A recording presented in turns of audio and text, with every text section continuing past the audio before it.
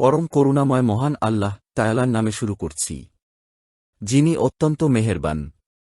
প্রিয় দর্শক, কিয়ামতের পূর্বে এমন এক জমানা আসবে, যে জমানায় কিয়ামতের ভয়ঙ্কর সব আলামত প্রকাশ পেয়ে যাবে। এমন সব নিদর্শন প্রকাশ পাবে, যেটা কেউ কল্পনাও করতে পারবে না। শেষ জমানায় ঈমানদারদের ঈমানের পরীক্ষা নেওয়া হবে। মানুষের ঈমান হবে ছায়ার মতো, অর্থাৎ তারা বুঝতে পারবে না কে কখন মুমিন থেকে কাফের হয়ে যাচ্ছে এবং কে কখন কাফের থেকে মুমিন হয়ে যাচ্ছে। এটা এমন এক ভয়ঙ্কর জমানা হবে, যখন পুরো দুনিয়া জুলুম এবং অত্যাচারের পরিপূর্ণ হয়ে যাবে। তখন সমগ্র দুনিয়ার মুসলিমদের অতি তুচ্ছ কারণে হত্যা করা হবে এবং ইসলামকে ধ্বংস করার ষড়যন্ত্র করা হবে। এমন একটা ভয়ঙ্কর পরিস্থিতিতে সমগ্র মুসলিম জাতির নজর শুধুমাত্র একজন মানুষের উপরে থাকবে, এবং তিনি হচ্ছেন ইমাম মাহদী আলাইহিস সালাম। পবিত্র কোরআন ও বিভিন্ন হাদিস গ্রন্থে তার সম্পর্কে স্পষ্ট ধারণা দেওয়া হয়েছে। এমনকি আমাদের প্রিয় নবী হজরত মুহাম্মদ সাল্লাল্লাহু আলাইহি ওয়াসাল্লাম নিজেও ইমাম মাহদীর আগমনের কথা বলে গিয়েছেন। আজকাল সোশ্যাল মিডিয়ায় দেখা যায়, একদল মানুষ দাবি করছে ইমাম মাহদী আলাইহিস সালাম এই দুনিয়ার বুকে জন্মগ্রহণ করেছেন এবং খুব শীঘ্রই তিনি আত্মপ্রকাশ করবেন। অপরদিকে আরেক দল মানুষ নিজেদেরকেই ইমাম মাহদী হিসেবে দাবি করছেন। কেউ কেউ আবার সেটাকে বিশ্বাস করছেন। দাবি করা লোকদেরকে অনেক মানুষই ইমাম মাহদী হিসেবে মেনেও নিয়েছে। আবার অনেকে এটাও দাবি করছে ইহুদিরা নিখুঁত লাল গরু পেয়ে গেছে, কারণ ইহুদিরা বিশ্বাস করে নিখুঁত লাল গরু জবাই করার মাধ্যমে তাদের প্রভু দাজ্জালকে দুনিয়ায় আসার আহ্বান জানানো হবে। সোশ্যাল মিডিয়ায় এই সমস্ত গুঞ্জন সৃষ্টির কারণে মুসলিমরা মনে করছে কিয়ামতের আলামত প্রকাশ পেয়ে গেছে এবং সেই সঙ্গে ইমাম মাহদীর জন্ম হয়ে গেছে। খুব শীঘ্রই হয়তো দাজ্জালের আত্মপ্রকাশ করবে। কিন্তু সোশ্যাল মিডিয়ায় করা এই সমস্ত দাবি কতটা সত্য? সত্যিই কি কিয়ামত আমাদের অতি সন্নিকটে? আজকের এই ভিডিওতে আমরা কিয়ামতের পূর্বের আলামত নিয়ে বিস্তারিত আলোচনা করব। ইমাম মাহদী ঠিক কবে আত্মপ্রকাশ করবেন এবং তার আগমনের পূর্বে কোন নিদর্শন প্রকাশ পাবে। তার আগমনের পূর্বে এই দুনিয়ার অবস্থা কেমন হবে? লাল গরু জবাই করার পর দাজ্জাল দুনিয়ায় জয়লাভ করতে পারবে না। ইহুদিরা যদি 100টা লাল গরু জবাই করে, তবুও তারা বিজয়ী হবে না। এই ভিডিও থেকে আপনারা জানতে পারবেন দাজ্জাল প্রকাশের আগে কি নিদর্শন প্রকাশ পাবে এবং দুনিয়ার অবস্থা তখন কেমন হবে। এই বিস্তারিত আলোচনা থেকে আপনিও বিশ্বাস করতে বাধ্য হবেন যে কিয়ামতের সমস্ত আলামত এখনও প্রকাশ পায়নি। আজকের ভিডিওতে আমি পবিত্র কোরআন ও হাদিসের আলোকে বিস্তারিত আলোচনা করব।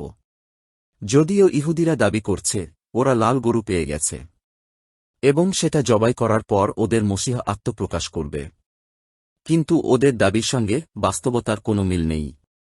এই দাবির কোনো সত্যতা নেই, কারণ দাজ্জালের আগমনের পূর্বে কিয়ামতের যে সমস্ত আলামত প্রকাশ পাওয়ার কথা পবিত্র কোরআন ও হাদিসে উল্লেখ করা হয়েছে, সেগুলো এখনও প্রকাশ পায়নি। কিয়ামত হওয়ার পূর্বে এই নিদর্শনগুলো সম্পর্কে নবী কারীম সাল্লাল্লাহু আলাইহি ওয়াসাল্লাম তার উম্মতদেরকে স্পষ্ট ধারণা দিয়ে গেছেন। সর্বপ্রথম যে নিদর্শন নিয়ে আলোচনা করব তা হচ্ছে হজরত ইমাম মাহদীর আগমন। হজরত ইমাম মাহদী আলাইহিস সালাম হবেন মহান আল্লাহ তাআলা রাসূল হযরত মুহাম্মদ সাল্লাল্লাহু আলাইহি সাল্লামের বংশধরদের একজন। তার চেহারার সঙ্গে নবী কারীম সাল্লাল্লাহু আলাইহি ওয়াসাল্লাম এর চেহারার অনেকাংশেই মিল থাকবে। হজরত ইমাম মাহদী আলাইহিস সালামের নাক হবে সরু উঁচু এবং একটু বাঁকা। তার নাম হবে নবী কারীম সাল্লাল্লাহু আলাইহি সাল্লামের নামে, অর্থাৎ ইমাম মাহদীর জন্মের পর তার নাম হবে মুহাম্মদ। এমনকি তার পিতার নাম হবে নবী কারীম সাল্লাল্লাহু আলাইহি ওয়াসাল্লাম এর পিতার নামে, অর্থাৎ তার পিতার নাম হবে আব্দুল্লাহ। আমাদের প্রিয় নবী সাল্লাল্লাহু আলাইহি ওয়াসাল্লাম বলেছেন ইমাম মাহদী হবেন ফাতেমা রাদিয়াল্লাহু তাআলা আনহার বংশধর। তার চেহারায় থাকবে নূরের ঝলক এবং তার গায়ের রং হবে আরবদের মতো। চরিত্র এবং চেহারা দুটোই নবী কারীম সাল্লাল্লাহু আলাইহি ওয়াসাল্লাম এর মতো হবে। সেই সঙ্গে হজরত ইমাম মাহদী আলাইহিস সাল্লাম হজরত মুহাম্মদ সাল্লাল্লাহু আলাইহি ওয়াসাল্লামের শরীয়ত অনুযায়ী জীবনযাপন করবেন। তার আগমনের পূর্বে দুনিয়ার অবস্থা এতটাই খারাপ হবে যে মানুষ তুচ্ছ কারণে একজন আরেকজনকে হত্যা করবে। তখন সারা বিশ্বে মুসলিমদেরকে হত্যা করা হবে ইমাম মাহদী আলাইহিস সালামের আত্মপ্রকাশের পূর্বে মানুষজন আরামায়েশে মেতে থাকবে। মনে হবে যেন এই দুনিয়াতে তারা শুধুমাত্র সুখস্বাচ্ছন্দ্য ভোগ করতে এসেছে এবং তাদের কাছে এই দুনিয়ার জীবন উপভোগ করাই হবে মূল উদ্দেশ্য, এবং তাদের অধিকাংশই হবে যুবক। ইমাম মাহদীর আগমনের পূর্বে আরেকটি নিদর্শন প্রকাশ পাবে। তার আগমনের পূর্বে ফোরাত নদীর পানি শুকিয়ে যাবে। মাটি ভেদ করে স্বর্ণের পাহাড় উপরে উঠে আসবে, যেটিকে দখল করার জন্য দুনিয়ার বিভিন্ন প্রান্তের মানুষজন নিজেদের মধ্যে ঝগড়াবিবাদ করবে। ইমাম মাহদী আলাইহিস সালাম পবিত্র রমজান মাসে আত্মপ্রকাশ করবেন। সেই রমজানের প্রথম রাতে আকাশে চন্দ্রগ্রহণ হবে এবং দিনে সূর্যগ্রহণ হবে। সমস্ত দুনিয়া অবাক হয়ে অন্য রকম এক নিদর্শন দেখবে, যেটি পূর্বে কখনো প্রকাশ পায়নি। এটিও কিয়ামতের আলামত, এর একটি অন্যতম নিদর্শন। কিয়ামত হওয়ার পূর্বে আরেকটি নিদর্শন হচ্ছে আকাশ থেকে অগ্নিকুণ্ড এই দুনিয়ার বুকে পতিত হবে, যেটা দুনিয়া ধ্বংসের ইঙ্গিত দেবে। এমনকি জমিন ভেদ করে ভয়ানক প্রাণী উঠে আসবে এবং সবকিছু ধ্বংস করবে। কিয়ামতের আলামত এর মধ্যে এটি একটি অন্যতম ভয়ঙ্কর আলামত। ইমাম মাহদীর আগমনের পূর্বে মাশরিক থেকে মাগরিবে সমস্ত শহর বিধর্মীদের কবজায় থাকবে। হজরত ইমাম মাহদী আলাইহিস সালামকে মহান আল্লাহ তাআলা ৪০ বছর পর্যন্ত লুকিয়ে রাখবেন এবং ৪০ বছর বয়সেই তিনি আত্মপ্রকাশ করবেন। তার আত্মপ্রকাশ ঘটবে মদিনায়, যখন সমস্ত মুসলিম মদিনায় একত্রিত হয়ে কাবা শরীফের চতুর্দিকে তাওয়াফ করতে থাকবে। মক্কা ও মদিনা ব্যতীত সেই সময় অন্য কোথাও ইসলামের চর্চা হবে না। ঠিক সেই সময়ে মহান আল্লাহ তাআলার হুকুমে ইমাম মাহদী আলাইহিস সালাম মদিনা আত্মপ্রকাশ করবেন এবং সেই সময়ে আকাশ থেকে গায়েবী আওয়াজ ভেসে আসবে এবং সেখানে উপস্থিত মুমিন বান্দাদের হযরত ইমাম মাহদী আলাইহিস সালামকে দেখিয়ে বলা হবে, ইনি হচ্ছেন আল্লাহ তাআলার খলিফা হযরত ইমাম মাহদী আলাইহিস সালাম। তোমরা সবাই তার হাতে বায়াত গ্রহণ করো। ইমাম মাহদীকে চিনতে পেরে সমস্ত মুসলিম বান্দারা তার হাতে বায়াত গ্রহণ করবে। এরপর হযরত ইমাম মাহদী আলাইহিস সালাম তার মুসলিম বাহিনীকে সঙ্গে নিয়ে মাশরিক থেকে মাগরিবের সমস্ত শহরগুলোকে জয় করবেন। এই শহরগুলি থেকে অপরাধ নির্মূল করে তিনি শহরগুলোকে মুসলিমদের অধীনে নিয়ে আসবেন।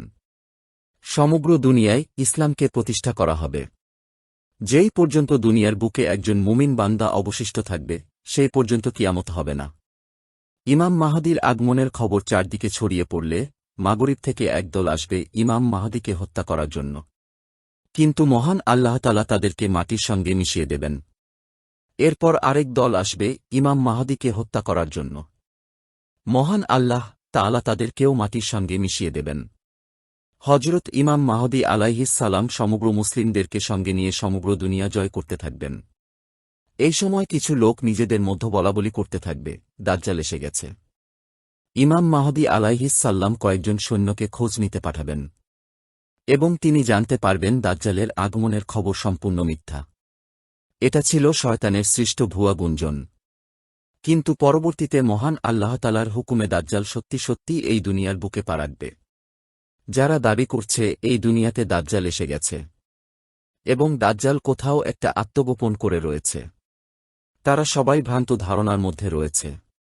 কারণ দাজ্জাল আগমনের পূর্বে যে সমস্ত আলামত প্রকাশ পাবে, সেই আলামতগুলো এখনও অনেক বাকি রয়েছে। দাজ্জাল আগমনের পূর্বে সমস্ত দুনিয়া কাফেরদের অধীনে চলে যাবে এবং তখন মানুষ দাজ্জাল সম্পর্কে সমস্ত কিছুই ভুলে যাবে। দাজ্জাল সম্পর্কে বলা প্রতিটি কথা মানুষ ভুলে যাবে। এমনকি কেউ তখন দাজ্জালের ব্যাপারে কোনো কথাই বলবে না। দাজ্জাল এই দুনিয়াতে ৪০ দিন অবস্থান করবে। ৪০ দিনের মধ্যে সমগ্র দুনিয়ায় ফিতনা, ফ্যাসাদ ছড়িয়ে দেবে। বেশিরভাগ মানুষই হবে দাজ্জালের অনুসারী। তাদের মধ্যে যুবক এবং মহিলাদের সংখ্যা বেশি হবে। দাজ্জাল তার অনুসারীদেরকে সঙ্গে নিয়ে হযরত ইমাম মাহদী আলাইহিস সালামের বিরুদ্ধে যুদ্ধ করবে এবং সেই যুদ্ধে ইমাম মাহদী আলাইহিস সালামকে সাহায্য করতে হযরত ঈসা আলাইহিস সালাম অবতীর্ণ হবেন, যিনি বর্তমানে মহান আল্লাহ তাআলা নির্দেশে আসমানে অবস্থান করছেন।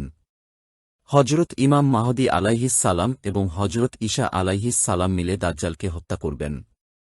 দাজ্জাল হযরত ঈসা আলাইহিস সালামের সামনে এমনভাবে পরাজিত হবে যেন লবণ পানির সঙ্গে মিশে যায়।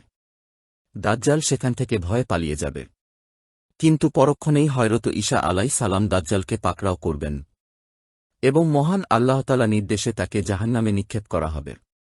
হজরত ইমাম মাহদী আলাইহিস সাল্লাম ৬০ বছর এই দুনিয়াতে রাজত্ব করবেন এবং ইসলাম প্রতিষ্ঠা করবেন।